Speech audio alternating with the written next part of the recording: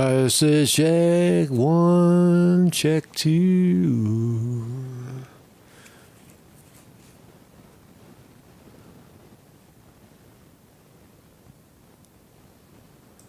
I said check one, check two. Ooh, we're live. Are we live? Are we live? I think we're live. We're live. Good morning, everybody. How you doing? How you doing? Mark's Conti reporting. Make sure everything is up and running. I like the Studento. Thank you for that idea. The flip flop song.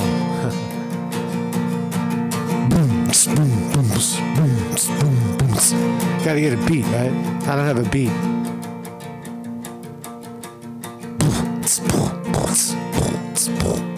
Flip Kamala Harris.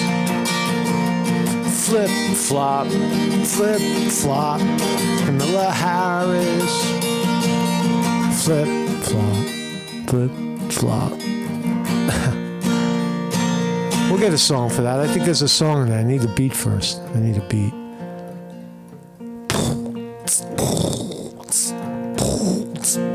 Why something like that? Yeah, man. Welcome everybody. How you doing? How's everybody going?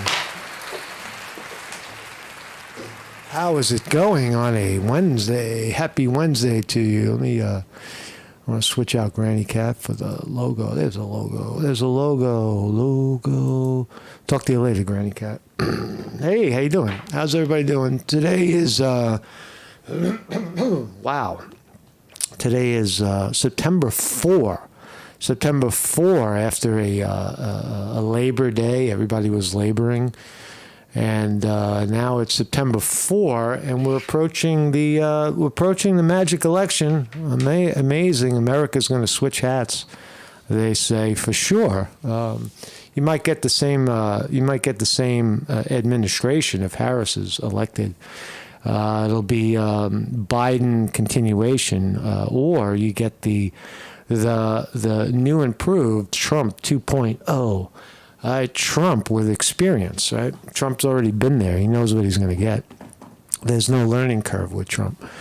So very, very exciting. Does it change the world? Probably quite a bit. And Kim Jong-un killed, you heard this story? A couple of wild stories. Kim Jong-un executes 30 officials for messing up a municipality. A bunch of people got flooded in a town, and Kim Jong-un apparently ordered their killing to kill them.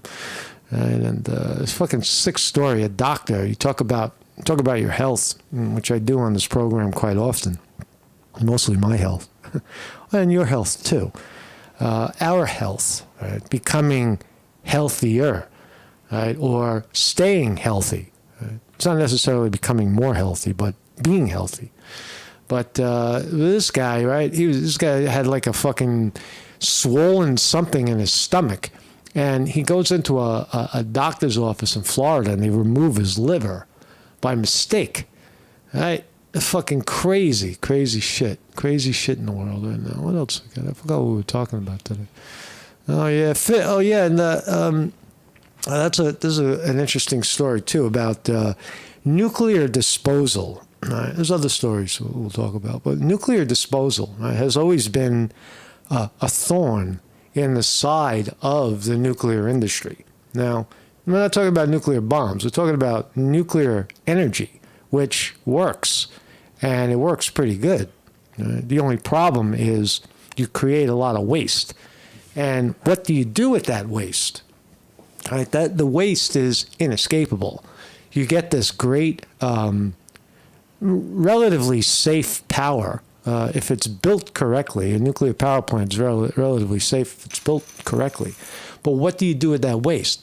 Well, in Finland, they have an idea now. They're going to go down 400 feet into the bedrock, and that's where they're going to store it for 100,000 years, they said. Okay? Long after the substance is allegedly still radioactive. So humans have discovered a way to get rid of their nuclear waste by digging a quarter of a mile into the fucking bedrock under a forest and calling that safe. We'll see if it's safe or not. What happens with an earthquake? What happens if if that area gets hit by an earthquake, unexpected fucking something, or becomes a target of intergalactic missiles? I blow up their fucking poison them by blowing up their own nuclear waste. It doesn't sound so safe. I like the idea of shooting it into space and sending it, but we'll look at that story. I believe in nuclear because it's a good source of energy.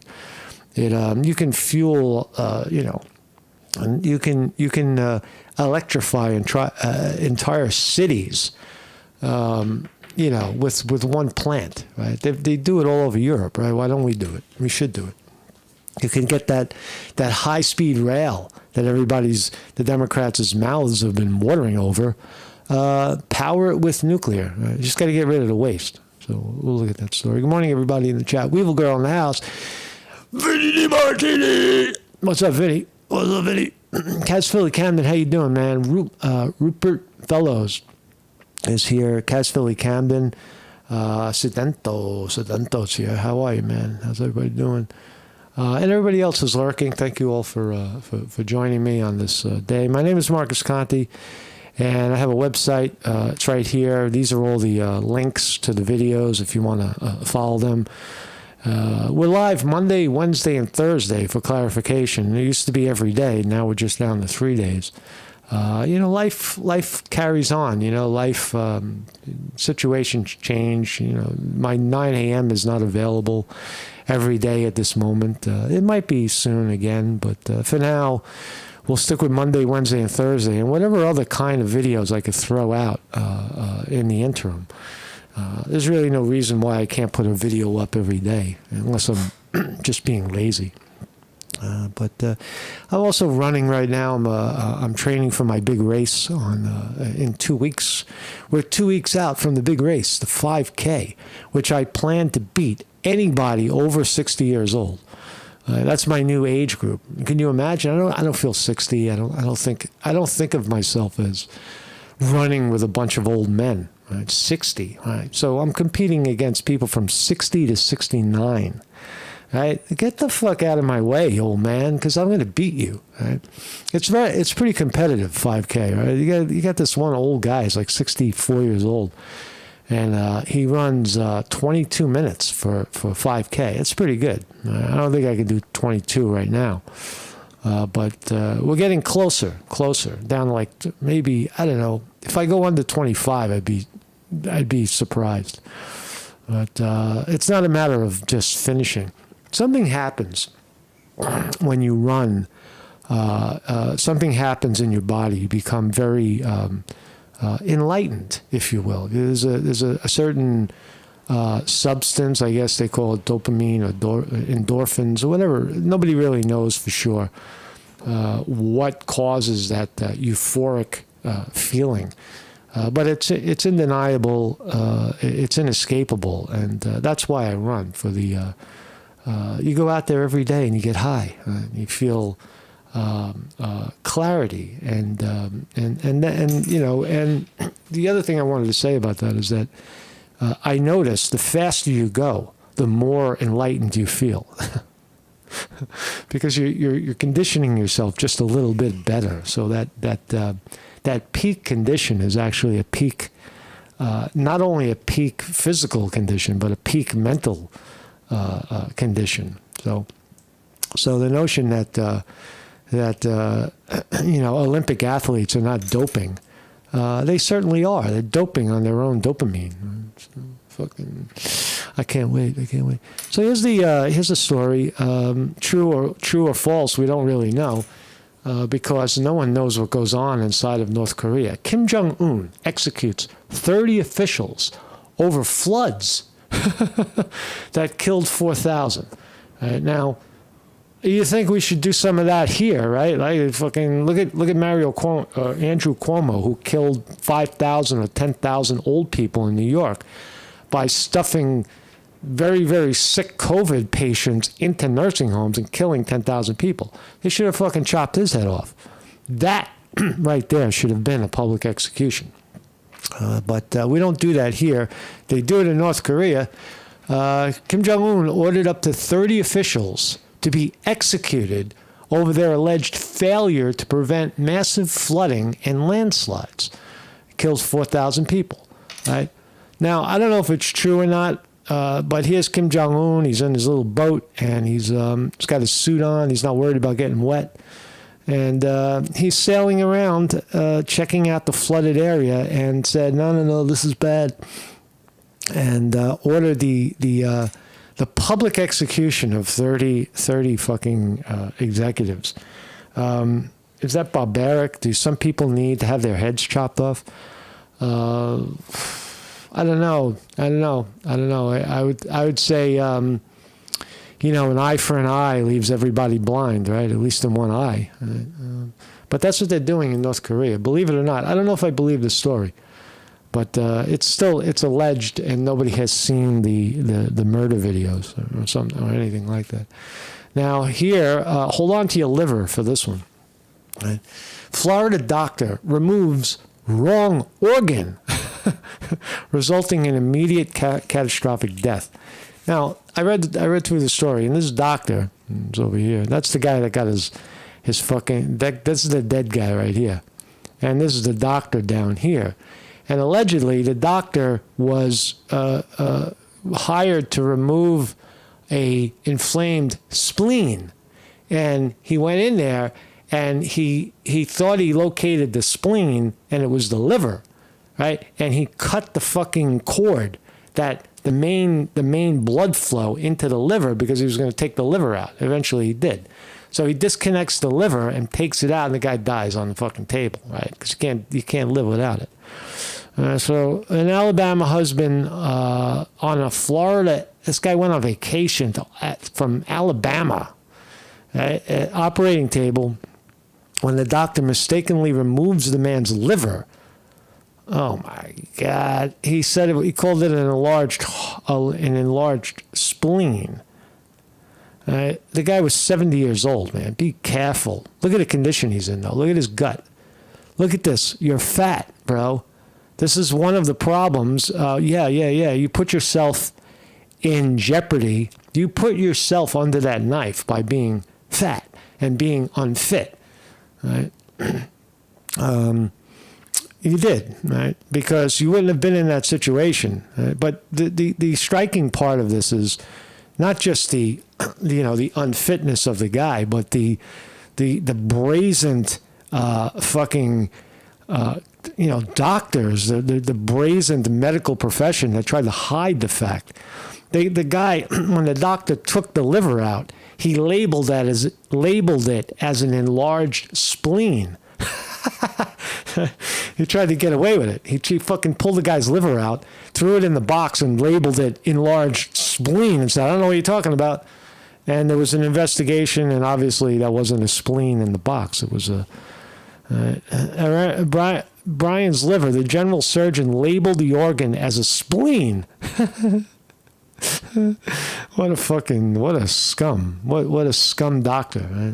But they're out there, and you never know. This guy could have been having a bad day, right? The doctor, he might have been out drinking. He got called for an operation. He said, fuck it. I've been up all night drinking cocktails. Let me go in, get one operation under my belt, and then I'll go home and I'll sleep it off. Right? And he winds up chopping the guy's fucking liver out and killing him. Right? Moral of the story, be careful. Be careful with doctors. Here's another one. Weight loss drugs could reduce COVID-related deaths. This is like comedy medical, right? It's comedy, right? The humans have not figured out anything, right? What's the key word here? Weight loss drug could reduce COVID-related deaths. What's the key fucking term here? Weight loss. That's right. Not drugs, not COVID, not death. Weight loss. So if your ideal weight, it's saying, if your ideal weight, you can hypothesize that if you are ideal weight, 34%, you have a 34% lower risk of dying from COVID. That's what it says. Listen to this. Patients taking the weight loss drug, there's going to be a lot of mispronunciations here, semaglutide, there you go. Patients taking weight loss drug semaglutide were less likely to die from COVID-19, according to a recent study. Patients who contracted COVID-19 while using a weekly dose of semaglutide, the active ingredient in Wegovy and Osmapec.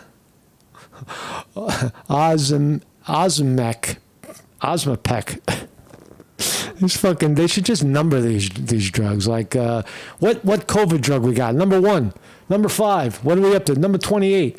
Just number them so we can fucking pronounce them. So anyway, so what's the moral of this story is, listen to the research a little bit. 17,000 patients were studied during 3 years that had pre-existing cardiovascular disease and were overweight or obese, but did not have diabetes. All right. So again, you can take Wegovy or Ozempic or fucking semaglutide, right? While you have COVID and you're overweight. All right. First of all, two things come to mind. Firstly, if you were ideal weight and healthy ideal weight, not fucking scarecrow starving to death and ill, cancer-ridden ideal weight, but really, really ideal weight, you would be very, very less prone to getting COVID in the first place. Most healthy people like that don't generally get the flu. And so you wouldn't need any of this garbage anyway, right? And just by default, because you're ideal weight, your risk of dying from COVID goes down by 34%. All right. These are not startling facts. So I would say that the number is even higher if you're a healthy ideal weight.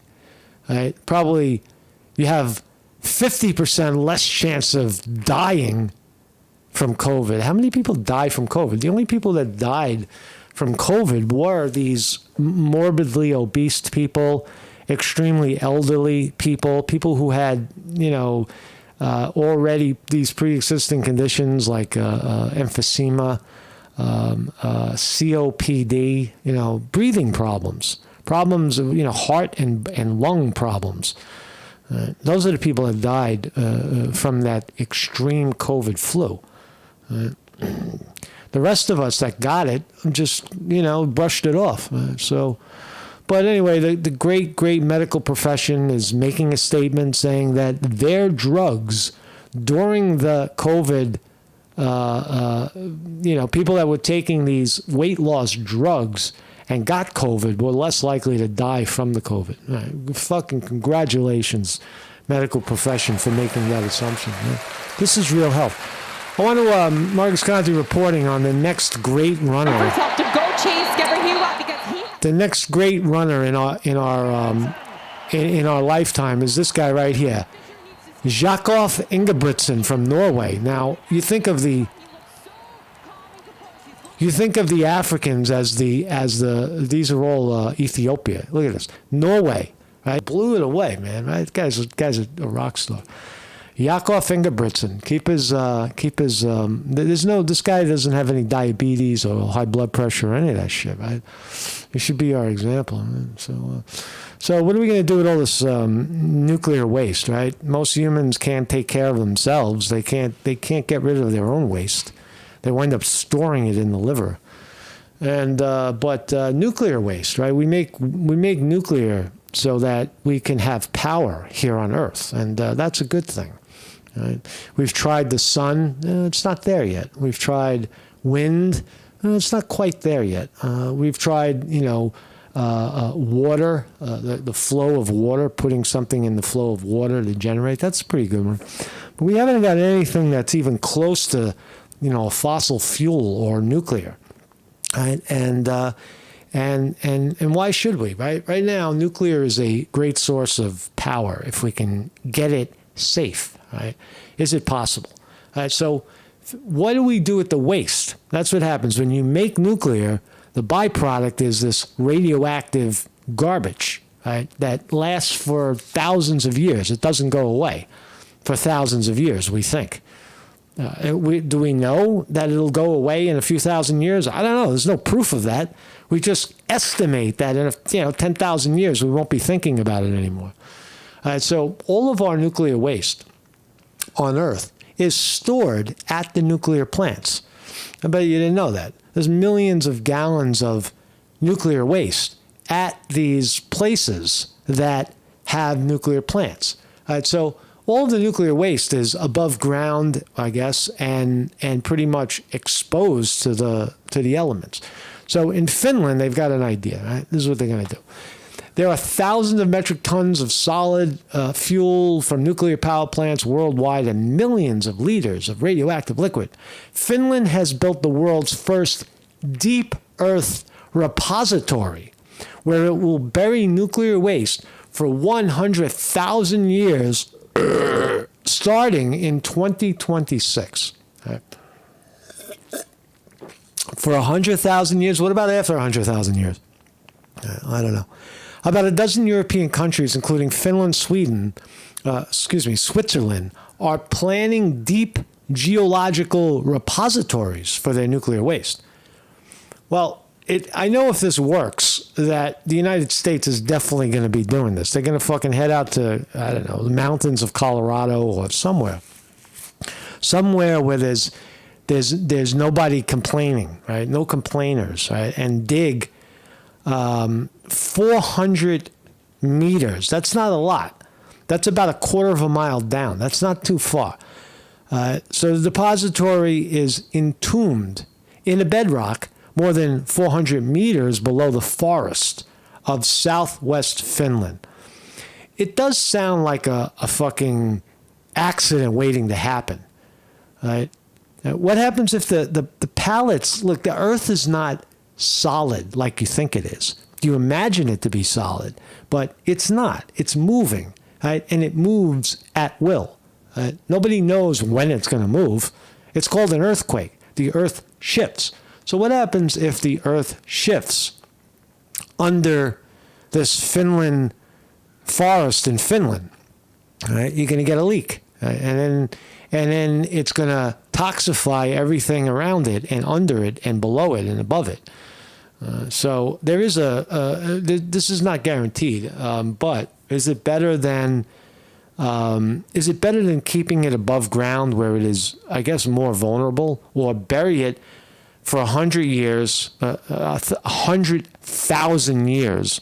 You're basically saying that this is gone. That's what you're doing. Once you cover it, you're saying, okay, well, this is gone. Do you even need to mark it at that point? It's a quarter of a mile down. Right?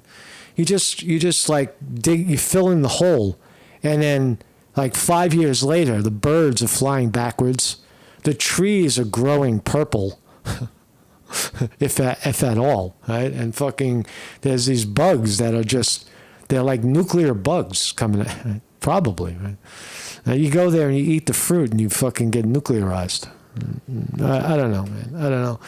So deep geological repositories popping up in Finland and Switzerland. They're thinking about repository in Nevada. So yeah, I knew they were going to do it in the U.S. Right? But this would open the spigot to nuclear power, finally, right? And, oh no, it's safe, right? Because they could say that now. The nuclear regulatory, people can say, "Oh no, we got a solution for this. What are you going to do with the waste?" No, we got a solution. We put it down into the repository for 100,000 years, and then we forget about it, right? Let the fucking in 100,000 years, let the people figure out what the fuck it is, right? No one will believe it, right? Well, what is it? What is it? We don't even know what it is. Why did they put it there? Why is it so hot? Why is it so disgusting? Right? What is this? Right? It might become a new fuel, right? Or food. Right? Maybe people will eat it in 100,000 years. It'll ferment. Right? Who knows? Or there'll be no people. The planet will already have imploded. So So fucking repositories in Finland for your nuclear waste. So let's talk about this election. Latest polls. As of Tuesday, North Carolina, Trump up by 1. Whoa. Michigan, Trump up by 1. Whoa. Give you another one. Harris up by 21 in Maryland.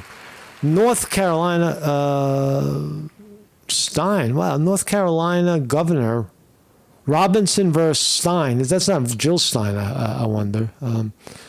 Minnesota, Klobuchar running for Senate again. Who cares about any of that? Let's look at the national Trump versus Harris. INI-TIPP has Harris up by 3 nationally, and Harris up by 4 in a separate poll. As far back as Sunday, they have Harris by 4, Harris by 5, but if you believe that, ABC is reporting Harris by 5. But also look at these stats right here. How is Trump up by 2 in Pennsylvania, a tie in Michigan? He's up by 1 in Wisconsin. He's up by 1 in Arizona, Nevada, and North Carolina. Georgia's a tie. How do you say that? How do you then say that Kamala Harris is leading the polls nationally if Trump is leading in all these swing states? Well, the answer to that is that these agencies don't poll in the places that matter. They ask people in New York and California, who are you going to vote for? And they call that a poll. Of course they're going to say Harris because they don't know what they're talking about. Anyway, I'm starting to show my bias in this election. I think I really do. I think the move for the American people right now is going in the direction of Trump again. You got to close down the border. You've got to invigorate the economy once again. You got to make people believe that America can be great again, or make it great now. Very inspiring message. Freedom, freedom to choose. I think Trump's message is resonating more than the quackery, right? Here's Kamala Harris, right? She don't know what she's talking about, but she's down there faking a fucking accent. Listen to Kamala Harris. This is the alternative to Trump. Listen to this. Listen to this. You better thank a union member. You better thank a union member. For the 5-day work week. You better thank a union member for sick leave. You better thank a union member for paid leave. Was she like a split personality or something? Like she's different wherever she goes? Is that she looks at the audience and she reflects what she thinks that they want to hear? Like there's no true self there? Why do you have to go down there? You're not, who are you, right? We came to hear you, not a reflection of us. Paid leave. You better thank a union member for vacation time. Vacation time. It is so hard to watch. It is hard to watch. It's Emily's cringy. So what did the White House say about it? Listen to this. Listen, White House. When asked about that, listen. Since when does the vice president have what sounds like a southern accent? I have no idea what you're talking about. She was talking about you. You have no idea what you're talking about. It's all over every newspaper in the world, and you don't know what she's talking about. You don't know what the guy's talking about, you fucking liar. In Detroit, using one tone of voice. Is this something that you Same think? line. Okay, Peter. That she used. So you do know what she's talking about. You do know what he's talking about. Now you're going to try to spin it like it doesn't matter. Same line in Pittsburgh, and it sounded like she at least had some kind of a southern drawl. Do you hear the question that do you think Americans seriously think that this is an important question? Yes, it is an important question, you moron. It's important because it shows the integrity and balance and stability of the person. I don't need to go to the South and put on a fake Southern accent. All I have to do is relate to them. Right? It does matter. It's a character. It shows character. You're just pandering, right? What, you're going to go into a white neighborhood and speak white? You're going to go to black neighborhoods and speak black? You're going to go to the South and speak South? Southern? Come on. How's the response? Nothing to see here. There's nothing to see there, right? So it's fucking sick, right? So This is just what the White House does now, just gaslight. It's so funny because every time Peter Doocy is in the room and asks the question, you can just see the life just flooding out of her because she's so stressed because he's the only one that they allow to ask real questions. All right, so that's a pretty fucked up story. Losing it, and we better check in. Here's Joe Biden. Joe Biden is MIA in the United States. Where's Joe? He's not allowed. There's a rumor that Joe Biden is refusing to speak to the press because he's beyond senile at this point, and they're terrified of what he might say. And he doesn't need to say anything anymore, really. What are you going to do? Kick him out of office? You can't. What are you going to do? Not vote for him the next time? Great, he's not running. Leader of the free world, who apparently is not allowed So in he's crowds anymore because it's dangerous. Watch Dangerous. this remarkable exchange. I'm not able to go out in the crowds anymore. The Secret Service doesn't let me. I'm not allowed to go out in crowds anymore because the Secret Service won't let me. Reporter asks, why not? Because Because it's too dangerous. Joe Biden said it's too dangerous for him to go out into public. the Secret Service doesn't let me. The Secret Service doesn't let me. Why not? Because it says too dangerous. No one gets to go out. No one No one gets to go gets out. to go out. It's She. Oh my God! This is the state of elections right now. So Newt Gingrich, Kamala Harris, He's joining us now. not Ted Cruz. Newt Gingrich is going to tell you that Kamala Harris is beginning to crumble.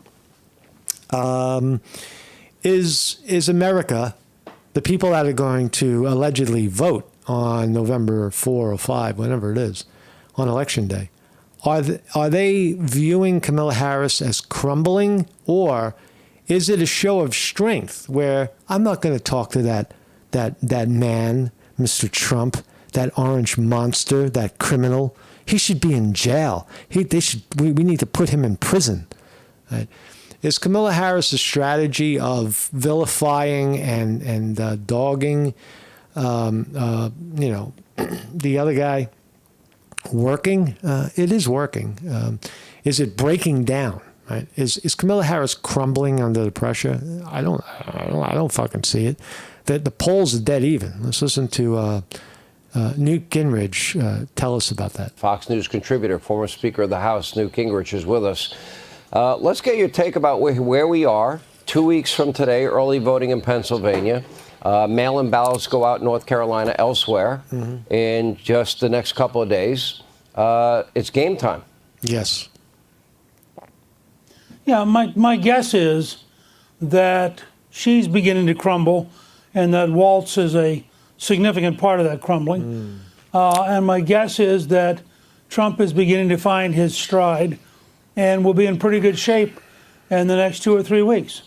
Yeah, but the early voting has already started. It's going to start in a few days, and Newt Gingrich is saying, Trump's going to get his balance back in a few weeks. That's not enough. The challenge for Harris is that nobody actually knows a lot about it. And so as you fill in the gaps, people begin to realize both how radical she is, but also how totally unready she is. I mean, you imagine her negotiating with Vladimir Putin. You imagine her in the room with Xi Jinping or dealing with other figures around the world. She's just not ready. It's not only that she's not ready. She's not, it's not even not qualified. She's not able. She shouldn't be there in the first place. She's a DEI hire, an affirmative action, black woman appointed. She's an appointee, Kamala Harris. She wasn't elected by anybody. Nobody wants her. Nobody wanted her at the time when they had a choice. And it's not that she's not qualified or she's just not able to I don't think she's able to engage the world stage in a way that reflects the will of the American people. Right? She said that, I won't talk to dictators. I'm not going to talk to these people. I'll only talk to those people, only people that are aligned with the alliance and in tune with the tuners. If you're not in lockstep with what, Kamala Harris's people are telling her, then she's not going to talk to you. That's bad, right? Trump looking out the window and saying, Kim Jong-un, right? Yeah, he's crazy. He probably kills his own people and whatever, for whatever reason. I'll shake his hand to understand him so that maybe, just maybe going forward, we don't have to deal with him and his bombs. Right? That's smart. Right? It's a good negotiator. But does Kamala Harris have that talent? I don't see it. I don't think so at all. And you look at Walz. Walz is worse. He may be the most dishonest vice presidential candidate in history. Sedento says September 18, Trump is taken to prison. That is a leftist opinion right now. I'm not calling you a leftist. That's where I've heard it come from. A lot of people are saying, Trump, he's going to go to fucking jail. You really think he's going to get out of going to fucking prison? Right? That's that kind of mentality, right? People still believe that Trump is a criminal for his, election fucking, mixing up money during an election in 2016, the Stormy Daniels nonsense, that a New York court found him guilty of 30 felonies. Total bullshit story, right? That's commingling campaign funds is normal and happens in every campaign. You talk about commingling funds. Look at the 2016 the DNC convention, how the monies came in, and when they were supposed to go one way and they went straight to Hillary Clinton. That's beyond anything that Trump ever even imagined. Right? It's half of what the DNC did, but Trump was convicted. I think he'll end up being the worst since Tom Eagleton had to resign from the ticket way back in 1972. He's just a disaster, and day by day we learn more about how weird he is and how often. So Newt Gingrich is saying that Tim Walz is the drag on the ticket. I'm not so sure of that, Newt. I'm not so sure of that. Yeah, he's weird and crazy, but the people voting for him are also weird and crazy. But Tim Walz is very popular with the lefties because of his policies, giving free lunch to kids for breakfast and lunch in Minnesota. Governor of Minnesota, people like his policy, unfortunately. And he lied. So I don't think he could be as weird as he wants. And how strongly the people around him resented the fact that he lied. So I feel personally. What did he lie about? I don't recall anything Tim Walz lied about. Personally, that Trump is in a good space to keep focusing on the issues, to keep drawing the contrast, and to remind people that a tax increasing left-wing Democrat taking money out of your pocket is not nearly as good as an entrepreneur who wants to put money in your pocket. And that's the biggest single gap. I think so, too. I would agree with that. That Democrats under Democratic rule, people struggle and fight to get ahead, right? More people have less. The Republicans, it's more survival of the fittest. If you're smart and the economy booms in ways that are natural, right? It's a natural boom in the economy under Republican rule historically, right? So he's right about that. Between Trump and Harris. The only thing that I do worry about is that people don't know how radical she is. And I've been asking you that question. Do you feel like it's beginning to seep into the consciousness of American voters? Now, we have new polls out tonight that show Donald Trump up in most swing states. And we'll get to that with our pollsters. That's right. That's absolutely right. Hannity is speaking truth, that Trump is up at the time of this report 5 hours ago. Trump looks like it's even and or slightly up in a lot of the swing states, all within the margin of error. The polls are razor fucking tight right now. later in the program. 1%, 2%, that's nothing. Do you think it's beginning to seep into people's minds? What? Yeah, I think it's, Why are it you laughing gradually at my seeps in. I'll question? tell you. What are you saying? No, look, we're in a very dynamic environment. This is not a Polaroid snapshot. I believe that she peaked the night of her acceptance speech. And if you remember, Michael Dukakis peaked at 17 points ahead. She was Yes. probably at best 2 or 3 points ahead, and that was her momentum. I saw as much as 5. And she's been losing ground ever since. They're Yes. not going. She has been losing ground since the DNC. That's since the rally, the convention. Kamala Harris has been going down in the polls. Now, the other striking fact that Newt Gingrich and the rest of the Republican talking heads should talk about is that in this election environment right here in the United States, people are so polarized and so opinionated and so fucking angry that if you're talking to someone and having a casual conversation and secretly they support Kamala Harris and you should mention something good that Trump did, you will create an enemy for life, right? And so the point I'm making is that Trump grotesquely underpolls because people are afraid to say, oh, yeah, I'm going to vote for Trump. Definitely Trump. Wear a Trump T-shirt, wear a Trump hat, put a Trump sign on your lawn.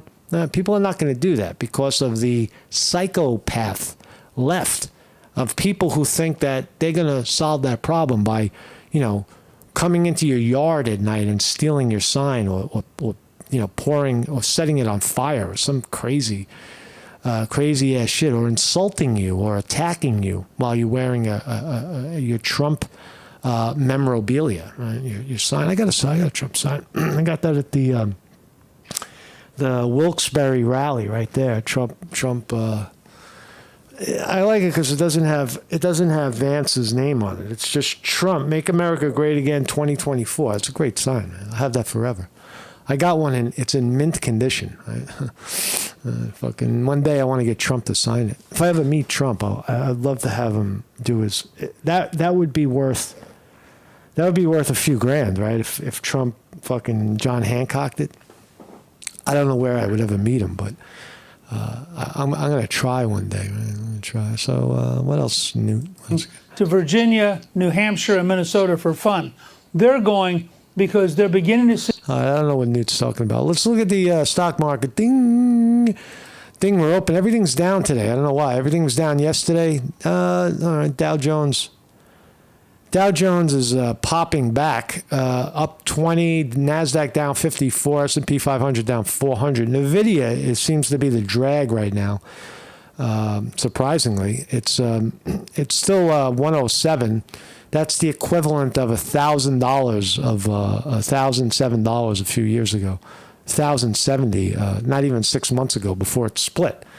So it's still at a reasonable amount. Things are deflating slightly. Apple down 3 to 219.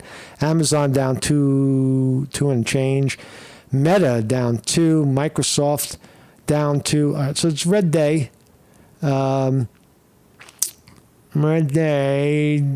Trump stock down to $18. Come on, man. You got to turn this shit around. You got to turn the boat around on JDT. 17. It's about $18 a share right now. This is the election fucking bet right here. If you think Trump's going to win, you buy it. If you think Trump's going to lose, just sell it short if you can. But it's going down, and it's been going down for a while. Let's see where we are right now. So this is a 6-month chart on Trump media, right? When it IPO'd 17, it's right around the opening price or the takeoff price when Trump got that big bump from 17 and went all the way up to 50s. It went as high as 77. So right now we're free falling down into the teens. Trump stock is. If there's a game changer in the election, this stock will spike up. If there's a game changer for Trump, this stock will go up. actually the conversation between Trump and Elon Musk, where they did that interview on X instead of Trump's channel, Truth Social, that people frowned on that. They're like, well, how are you gonna improve the value of Trump media and technology, where the main component is Truth Social, and you're not even using it for the purpose that you were supposed to use it for, which is the bully pulpit, to broadcast your message. Instead, you're going over to Elon Musk and Twitter. So Wall Street kind of frowned on that, said, he doesn't even care about his own stock. It just ticked 18. I think we could be at a theoretical bottom. Hopefully it bottoms out right here. I hope it doesn't go down even more. That'd suck. That kind of sucks. So that's all I got today. Thank you all for joining me on this Wednesday. So September, and you gotta get that. I'm gonna work on the flip-flop song. Flip-flop. How about flip-flop hours? Flip-flop. Flip. Oh, I can't play this. Can't play this. I need my capo. I need my capo because my voice is... All right, man. So I'll see you guys. I'll see you guys tomorrow. See you tomorrow. Tomorrow. Kamala Harris. Kamala Harris. Are you true? Kamala Harris. Kamala Harris. Are you true? Flip flop. I'll see you guys, man. Peace out.